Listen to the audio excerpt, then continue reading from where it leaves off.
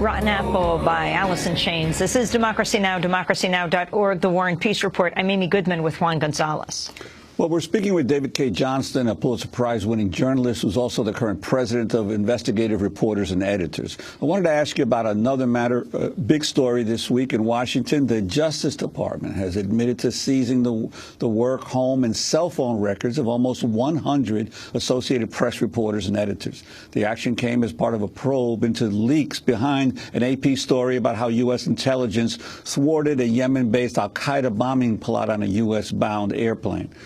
During testimony before the House on Wednesday, Attorney General Eric Holder was asked about the probe and why the AP was not notified of the subpoenas beforehand. I was recused in that matter, as I described, I guess, in a press conference that I held yesterday. The decision to issue this subpoena was made by the people who are presently involved in the case. The matter is being supervised by the Deputy Attorney General. I am not familiar with the reasons why the subpoena was constructed in the way that it was, because I'm simply not a part of the case. It's my understanding that one of the requirements before compelling process from a media outlet is to give the outlet notice. Do you know why that was not done? There are exceptions to that rule. I do not know, however, that with regard to this particular case, why that was or was not done. I simply don't have a factual basis. That was Attorney General Eric Holder speaking about the Justice Department's seizure of the telephone records from AP editors and reporters. David K. Johnston, you've said of the probe that journalists have a duty to watchdog the government and hold it accountable without surveillance or other interference. Talk about the probe and the Attorney General's defense at the hearing. Well, one of the important things to keep in mind about this, Amy, is that AP found out about this information, told the government what it had, and as responsible news organizations do, when the government said, please, we're in the middle of an investigation, hold off, they held their story. Then the White House notified them that the next day it was going to go public about this, basically extending to AP the courtesy, because they had behaved well, of letting them break the story that they had held. Now, the outrage you're hearing from some members of Congress that this is something terrible the AP has done, and there are members of Congress saying that, is beyond belief, particularly for people who claim to be concerned about the Constitution, which, after all, includes a First Amendment to protect our religious free speech, petition, assembly, and press rights. In this case, I don't think that the Attorney General is correct. I don't think the exceptions apply here. There were no exigent circumstances. This was looking at something after the fact. And, you know, according to the FBI, they did 550 interviews, and they don't know who the leaker is. That's officially what they're looking for, who spoke to the AP. If they don't know, it suggests that, in fact, this may well be a story that came through some odd factor. I mean, the world is full of news stories that come about not because somebody issued a press release. But this is a very troubling sign. The 4,200 members of investigative reporters and editors that I'm privileged to be the board president for, I'm sure we'll discuss this next month at our annual meeting in San Antonio. And we are taking steps to try and find out how far this reached and what the government's going to be doing in the future. Well, speaking of that, during an interview with NPR on Tuesday, Eric Holder said he did not know how many other times his Justice Department had subpoenaed records of reporters. I'm not sure how many of those cases that I have actually signed off on. I take them very seriously. I know that I have refused to sign a few, pushed a few back for modifications. Well, it sounds like if he takes them very seriously, he would remember how many he'd actually signed off on. But your comment. Juan, let me suggest, I mean, he was asked of how many as a number, and I believe they're going to be giving a written answer back to that. So I'm willing to cut him some slack about that. But the Obama administration has been very, very troubling about all of these issues. Remember that President Obama in 2008 campaigned on a transparency and openness in government. I wrote a piece, I think I'm the first national journalist who wrote a highly critical piece of President Obama 9 days after he took office about the simple matter of calling the White House press office, and I've been calling White House press offices back to Nixon, and I just asked the first person who answered the phone, you know, what's your name? And immediately was, what do you want that for? And I literally had people hang up. They wouldn't say who they were. I mean, you don't know if you're talking to a secretary, an intern, or a press secretary, or somebody who walked by and picked up a telephone.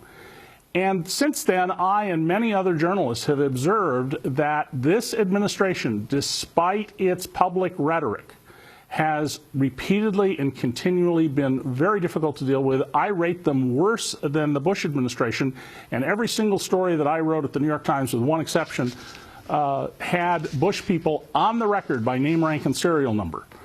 So this is a very troubling aspect of this administration. It is hostile to the news media. It seems to have an attitude that if they don't like the question, they don't have to answer it.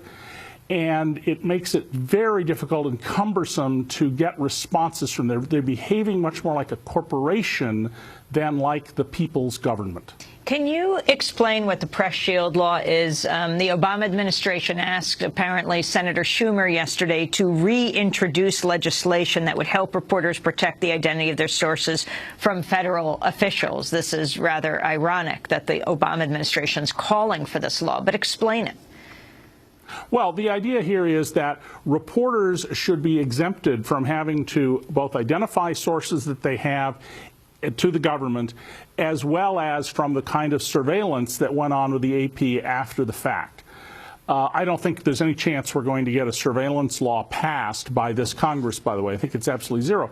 But historically, governments, the American administrations have treated the press, certainly in the modern era, the last 100 years, with some deference about these matters.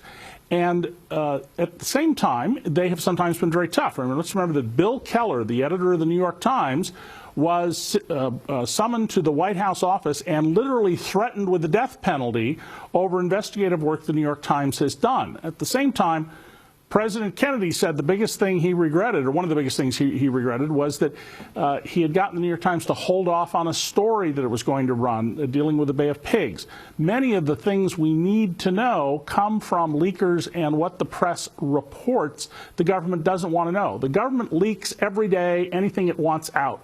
It's what administrations don't want to get out that we need to focus on. And if we want to be a free people, we need to have a robust press, and we need to have a press that's aggressive, that doesn't let officials work from press releases and canned statements, and doesn't let them get away with not answering questions. We need to have a much more aggressive press corps, the kind of press corps that we've had in the past, but certainly I don't think have now. But also this 100 getting records on 100 reporters and editors. I mean, that's obviously a situation where they got much more than they, even if they were trying to find a particular leaker, they got much more information. And I would think that would send a pall throughout anybody who's dealing with the AP or anyone else who is providing information to an AP reporter. Yeah, the chilling effect here of this is a massive fishing expedition, and I don't mean with a line. This was a huge seine they put out, trying to draw in everything. Home records of reporters. Now, they didn't record the calls; they just got records of calls looking for whoever was leaking. But that's the exact problem. It's not that the AP reporters are intimidated. It's that sources won't come to people, and the government can operate as a power unto itself. We created our government in this, the Second American Republic, to serve the people. We begin our Constitution with those words, we the people. And we need to make sure that the government never, ever, ever is run by people who think it is a power unto itself. Now, that doesn't mean the government has to be powerless and that there aren't exigent circumstances. You know, if the government thinks that someone's about to expose something that will cause real physical harm, I would be right up front saying, okay, make them delay if need be for public safety. But this has got to be very carefully looked at and watched out on a case-by-case basis, what the lawyers call facts and circumstances. What's interesting about the Obama administration asking Chuck Schumer to reintroduce the bill is looking at the New York Times in 2009, Chuck Schumer is quoted as saying the White House's opposition to the fundamental essence of this bill is an unexpected and significant setback. It will make it hard to pass this legislation. Final comment, David K. Johnston. Well, I think, though, that you're seeing this administration trying to respond to all the criticisms it's getting. Remember, 10 days after the president took office, the Republicans on Capitol had a meeting, and they said that it came out of it, and there have been accounts written of this, that their purpose was going to be to make sure this president didn't succeed. You're now seeing the president apparently recognize that he is under this tremendous pressure by people who don't care about the welfare of the government as much as they do, and the people as much as they do destroying him. So you're seeing some shifts in position. They're good shifts. I'm glad we're having them, but I cannot imagine that this Congress, particularly the House, is going to pass legislation to protect the news media, even though the news media is a broad range of groups, from far right to far left to absolutely straight news in the middle. The hostility to news by members of Congress on both sides, but particularly right-wing Republicans, it's just not going to happen. David K. Johnston, I want to thank you for being with us. Pulitzer Prize-winning journalist, writes about tax issues, president of the Investigative Reporters and Editors, former New York Times reporter, author of a number of books, including The Fine Print, How Big Companies Use Plain English to Rob You Blind. Special thanks to Rochester's PBS station, WXXI, where David was speaking to us from. This is Democracy Now!, democracynow.org, The War and Peace Report. Back in a minute.